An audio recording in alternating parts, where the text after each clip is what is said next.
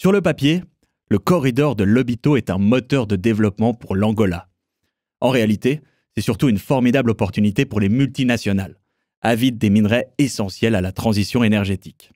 En tête de liste, Trafigura, poids lourd du négoce basé à Genève qui a récemment été condamné pour fait de corruption en Angola.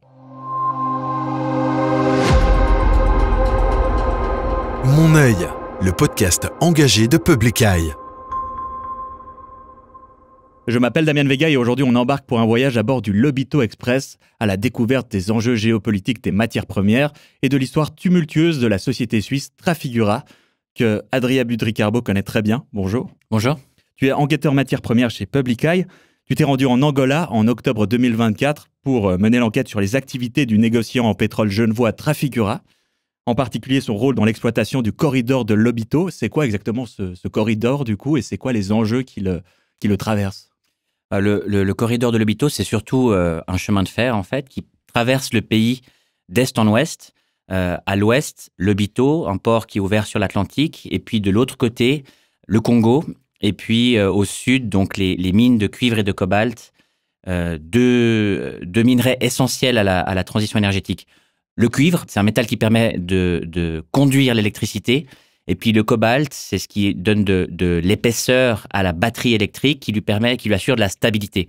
Donc l'idée derrière le corridor de Lobito, c'est de créer une voie logistique rapide. On parle de 7 jours ou moins pour traverser l'ensemble de l'Angola, et puis de l'amener vers l'ouest, vers l'Occident, et puis son industrie automobile aux États-Unis ou en Europe. Il y a des pays qui ont des enjeux géopolitiques vis-à-vis de ces matières premières.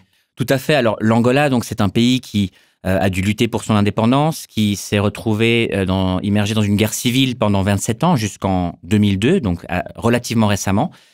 Traditionnellement, l'Angola était un grand allié de la Chine. La grande partie des prêts chinois à destination de l'Afrique était en réalité dédiée à l'Angola.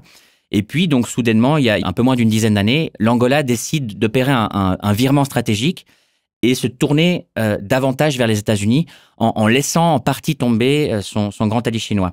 Donc, sous la nouvelle présidence angolaise, désormais l'Angola essaye de se positionner un peu comme une transition entre l'Est et l'Ouest, et puis surtout exploiter au maximum les deux alliés, les États-Unis et la Chine. Voilà pour le cadre géopolitique plus général. Concernant les États-Unis, le pays a particulièrement intensifié ses investissements, non ? Le projet, en fait, il a tellement plu à Washington que l'administration Biden, elle a activé sa banque de développement pour le financer. Donc, ils ont promis plus d'1 demi-milliard au projet. Et ils ont aussi convaincu d'autres partenaires institutionnels comme la Commission européenne de monter aussi à bord. Le montant total du crowdfunding avait atteint à un moment donné 4 milliards. Donc, 4 milliards de promesses de financement. Mais évidemment, l'arrivée de Donald Trump à la Maison-Blanche a un peu chambouler le tout et surtout ce projet de Donald Trump de bloquer ses investissements destinés au développement. Donc il a déjà gelé les fonds à destination du USAID et puis il y a de grandes incertitudes qui planent autour du financement par la Banque américaine de développement. Tu es toi-même allé sur place du coup, tu as fait le trajet de la ville de Lobito à Luau dans le train jusqu'à l'est de l'Angola. Tu peux nous raconter un petit peu ce voyage ? C'est un pays assez particulier du fait de la guerre civile, du fait de son jusqu'à récemment son rapprochement avec la Chine. Il n'est pas du tout dans les cartes occidentales. Donc c'est un pays où on trouve pratiquement pas de touristes. L'aspect pratique avec le train, c'est que vous pouvez le traverser en quelques 30 heures, l'aspect passager, et donc découvrir la très très grande variété de paysages. Le train est essentiel dans les régions centrales du pays et à l'est parce qu'il y a en fait pratiquement pas de route. La guerre civile a détruit une grande partie des infrastructures. Autour de la voie ferrée, il y a beaucoup de territoires à l'est du pays qui sont encore minés. Et pour les citoyens angolais, on dépend énormément du train pour relier les parties les plus à l'est du pays. Donc en réalité, il y a quelque part 2 corridors. Il y a un corridor pour les marchandises, qui est celui qui intéresse Trafigura et ses alliés. Et puis, les trains de passagers sont opérés par une autre compagnie, une société nationale, avec des infrastructures qui sont tout aussi vétustes, qui sont peut-être encore plus vétustes, mais qui empruntent les mêmes voies ferrées. Et donc, évidemment, à un moment donné, une fois qu'on va augmenter la cadence des trains de marchandises, ceux-ci devraient entrer en concurrence avec le train des passagers. Et donc là, c'est, à moins qu'on commence à développer les routes, c'est des Angolais qui ne pourraient tout simplement plus se déplacer pour rendre visite à leur famille ou pour vendre leurs marchandises dans la grande ville de la région. Je vois que tu as aussi ramené un maillot de foot, je crois. Pour quelle raison? Alors, l'idée, c'était surtout de montrer, en fait, l'emprise pétrolière sur le pays. Ça, c'est un des deux clubs de la capitale, de Luanda. Évidemment, le club est sponsorisé par Sonangol, la compagnie pétrolière nationale. Le club s'appelle... en gros sur le t-shirt pour les gens qui nous écoutent. Le club s'appelle Petro Atlético et puis c'est un derrick son logo. Et certains hauts cadres de Sonangol, en réalité, ils ont été quelque part débauchés en tant que footballeurs où ils jouaient pour Petro Atlético et ensuite on leur a proposé de rejoindre la compagnie. C'est notamment le cas d'un haut fonctionnaire dont on parlera tout à l'heure. Donc l'influence du pétrole est palpable. Et parce que le sous-sol de l'Angola, en fait, est relativement riche, à l'instar de son voisin, la République démocratique du Congo. Est-ce que la population peut espérer tirer profit de cette richesse des sous-sols? Alors, le pétrole, c'est 94% de la manne du pays, donc des revenus du pays. L'économie angolaise dépend pratiquement complètement des cours mondiaux du pétrole. Et la société angolaise ne bénéficiait déjà pas de la manne pétrolière. Très souvent, donc celle-ci finissait dans les poches des hauts, des généraux du MPLA, qui est le parti unique qui gouverne le pays. Et donc, si on fait la comparaison avec le corridor de Lobito, donc c'est une voie logistique uniquement, avec des marchandises qui traversent le pays, mais qui ne sont pas destinées à être transformées sur place, on peut véritablement se demander si les Angolais verront un seul franc, un seul dollar de ce qui va revenir pour ce transport. La seule chose qui pourrait leur permettre de profiter un petit peu de ce corridor, finalement, c'est si on modernise, si on finit par moderniser les voies ferrées, on améliore aussi les wagons et les locomotives. Alors là, éventuellement, mais comme je le disais tout à l'heure, il y a de très, très grands doutes qui planent autour du financement de ce projet. Et il y a une société suisse qui tire particulièrement son épingle du jeu concernant le corridor, c'est Trafigura. Pourquoi? Alors, effectivement, donc Trafigura était donc traditionnellement est très proche, très présente en Angola. Dès la fin de la guerre civile, Trafigura est parvenu donc à se rapprocher du clan dos Santos qui gouvernait alors le pays. Ils ont créé beaucoup de co-entreprises avec les grands généraux du pays, et ce qui leur permettait de capter une partie de la manne. À l'époque, Trafigura avait obtenu un swap, donc quelque part c'est un espèce de contrat de troc. D'une part, Trafigura obtenait du pétrole brut angolais. L'Angola, c'est le deuxième producteur africain. Et ensuite revendait à l'Angola des produits raffinés, donc de l'essence ou du diesel, pour la société angolaise. Donc ils étaient doublement bénéficiaires. Ils obtenaient du brut bon marché et puis pouvaient revendre plus cher des produits raffinés parce que l'Angola ne disposait pas de suffisamment d'usines permettant de transformer ce pétrole. Le clan dos Santos va tomber, le patriarche est âgé, ils sont empêtrés dans des affaires de corruption, et puis le successeur du président, donc Monsieur Lourenço, il décide à un moment donné que Trafigura est beaucoup trop lié avec le clan dos Santos et il les met de côté. Ça ne dure pas très longtemps parce que très très rapidement, on reprend Trafigura pour opérer le corridor de Lobito. Et ils obtiennent des concessions sur ce corridor, c'est ça? Donc c'est eux qui obtiennent la concession, effectivement. C'est eux qui sont chargés de commercialiser les matières premières du Congo, donc en collaboration avec 2 autres sociétés européennes. Si vous voulez soutenir le podcast, vous pouvez le liker et le partager autour de vous. C'est la meilleure façon de soutenir notre travail. Donc entre les dirigeants de l'Angola et Trafigura, il y a une longue histoire d'amour qui ne s'est pas arrêtée puisque c'était en 2024 qu'ils ont obtenu les droits pour la concession. Et ce, malgré les faits de corruption qui sont reprochés à l'entreprise, qui a même été condamnée en janvier dernier pour avoir versé des pots de vin en Angola. Oui, tout à fait. Ce qui est assez étonnant sur place, par exemple, c'est que les gens ont rarement entendu parler de Trafigura. Moi, même des gens qui portaient le gilet du consortium, donc du consortium mené par Trafigura, ils n'étaient pas au courant exactement de qui était cette entreprise. On n'avait pas non plus entendu parler du procès. Et donc, c'est un petit peu ça qui est paradoxal. Alors que Trafigura est condamné en Suisse, en Angola, on lui fait encore confiance. Et c'est ça l'aspect peut-être le plus révoltant, c'est que c'est une entreprise qui a été condamnée en Suisse et puis également aux États-Unis pour une affaire de corruption. Ils peuvent continuer à opérer. Cette condamnation de Trafigura en janvier 2025 pour avoir versé des pots de vin, tu l'as décrit comme étant historique. Pourquoi ? Trafigura a été condamné par la Suisse pour sa relation dans son bastion historique, l'Angola. C'est la première fois qu'une société de négoce est condamnée par le tribunal pénal fédéral pour des faits de corruption. C'est la première fois qu'un haut cadre d'une telle société est également condamné à de la prison ferme. C'est le cas de M. Rainwright, qui était le grand comptable de Trafigura à l'époque, qui supervisait les versements envoyés à des intermédiaires. Considéré comme le numéro 3 de l'entreprise à l'époque ? Exactement, tout à fait. Donc vraiment un gros bonnet chez Trafigura, détenteur de passablement de secrets. Et puis c'est aussi la première fois que des individus sont condamnés de la prison ferme pour une affaire de corruption. Parce que généralement, on condamne l'entreprise pour défaut d'organisation, mais les individus ne sont pas inquiétés. Exactement. Donc très très souvent, la justice suisse avait du mal à remonter dans l'organigramme de la société, à faire condamner les têtes pensantes qui s'étaient bien protégées, qui s'étaient assurées de s'entourer de fusibles. Donc souvent, c'est ces intermédiaires qui étaient les principaux condamnés. Il y en a aussi un dans cette affaire-là, c'est le cas d'un Genevois qu'on a appelé TP, parce que ce n'est pas un personnage public.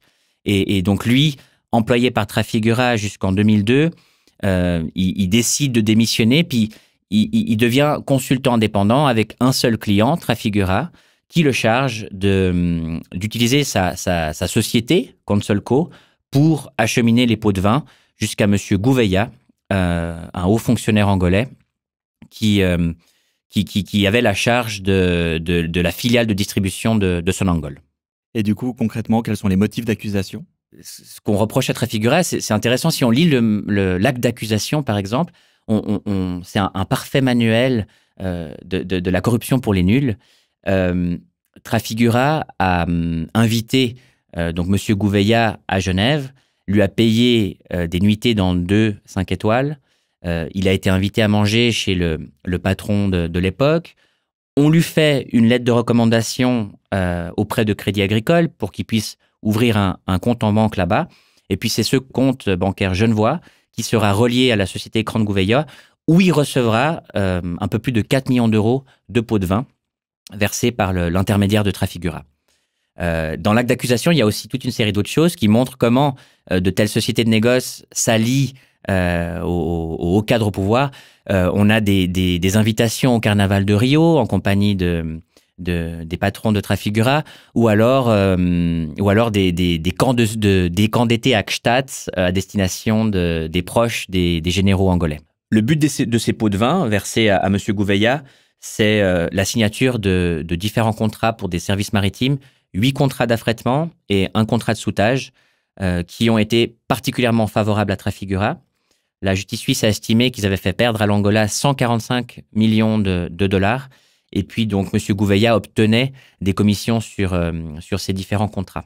À quel montant d'amende et de prison ferme ?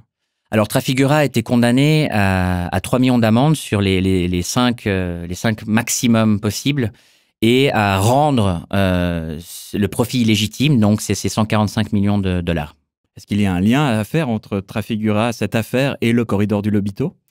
Alors, effectivement, donc, même pendant le procès, donc, l'intermédiaire suisse, celui qui était chargé d'acheminer les pots de vin vis-à-vis du fonctionnaire angolais, il a aussi admis qu'il avait été en charge de prospecter pour obtenir la concession, mais il y a plus d'une dizaine d'années. Et puis, on retrouve lui, mais aussi tous les autres intermédiaires historiques de Trafigura en Angola, on les retrouve autour du corridor de Lobito, avec donc cette première tentative. Trafigura avait aussi investi des dizaines de millions pour construire des infrastructures alors qu'ils n'avaient pas encore obtenu la concession. Publicail a pu également documenter qu'un peu plus de 50 millions ont été versés à la même société écran chargée d'acheminer les pots de vin, 52 millions, dont le motif n'a pas réellement été expliqué lors du procès. Mmh. Pour toi qui as assisté en direct à ce procès qui s'est tenu à Bellinzone, est-ce qu'il y a des choses qui t'ont particulièrement marqué? Je pense que évidemment il y a les très très grands moyens déployés par Trafigura lors du procès. Évidemment, ils avaient mandaté les plus grands cabinets d'avocats de Genève. Donc, il y avait une armée de personnes qui notaient absolument tout ce qui se disait durant les débats. Et puis, Trafigura a aussi amené son propre service de traduction qui traduisait absolument tous les échanges du français vers l'anglais, du portugais vers l'anglais. Ce qui était aussi assez marquant, c'est que les services de communication et autres porte-parole de Trafigura ou des accusés entraient et sortaient comme si c'était dans leur salon, dans la salle de presse, et demandant des corrections en direct aux journalistes, parfois d'une façon assez agressive. Là, il y avait franchement quelque chose qui était assez nouveau pour moi. J'avais rarement assisté à un tel niveau d'agressivité dans un cadre de procès. On pourrait également parler de la stratégie de la défense de Trafigura. Moi, j'ai été particulièrement marqué par le fait qu'on a rarement abordé les faits lors du procès. En tout cas, les avocats de Trafigura ne les ont pas beaucoup abordés. C'est-à-dire pourquoi Trafigura, finalement, verse plus de 4 millions d'euros à un obscur fonctionnaire angolais. Et au lieu de ça, on s'est souvent contenté de tenter de décrédibiliser tel témoin ou telle parole. Et on a passé aussi énormément de temps à discuter de l'excellence du service compliance de Trafigura, du service de mise en conformité, un service qui n'avait pas été capable de remonter un seul cas de corruption et également qui n'avait pas identifié de risque particulier dans le commerce du pétrole en Angola. Mmh. On le sait, les matières premières, c'est un secteur sur lequel la Suisse se profile, notamment à Genève où Trafigura est situé. Est-ce que tu penses que ce procès-là va avoir un impact sur cette place du négoce? Les procès et puis toute l'actualité en lien avec ces traders de matières premières sont scrutés par toute la profession. C'est un signal très fort qu'a envoyé la justice suisse, condamner une grande maison de négoce, un grand contribuable, condamner l'un des plus hauts cadres de l'entreprise. C'est quelque chose qui a marqué les esprits. Je pense que le secteur a désormais ça en tête. Il semblerait qu'il y ait une espèce de contre-offensive médiatique parce ces derniers jours, dans la presse, on a vu beaucoup le lobby des matières premières dire que les conditions cadres de la Suisse sont en train de se détériorer et que la Suisse pourrait perdre ses traders de matières premières. À n'en pas douter, ils ont aussi la thématique de la justice suisse en tête et puis de ce durcissement, quelque part, des peines infligées par la justice suisse. Donc, malgré ces signaux positifs avec cette condamnation, Public Eye aura encore beaucoup de travail. Oui. Alors, le travail ne se termine pas. On nous demande parfois est-ce que c'est maintenant les pratiques corruptives sont derrière nous parce qu'évidemment, ces faits-là remontent à 2009-2011. C'est le temps de la justice. C'est aussi le temps des enquêtes qui est long. Moi, j'ai aucun doute sur le fait que beaucoup de ces sociétés de négoce continuent les pratiques corruptives. Elles se sont simplement sophistiquées et il faut du temps désormais pour pouvoir les déceler et les dénoncer. Merci en tout cas Adrien Budricarbo pour cette enquête et cet éclairage. Merci à toi. Et merci à vous pour votre écoute. Si vous souhaitez rentrer dans les détails de cette enquête, elle est disponible en description d'épisode. Comme d'habitude, likez, abonnez-vous pour soutenir notre travail. C'était Mon œil, le podcast engagé de Public Eye qui regarde là où les multinationales voudraient qu'on détourne le regard. À bientôt. Mon œil, le podcast engagé de Public Eye.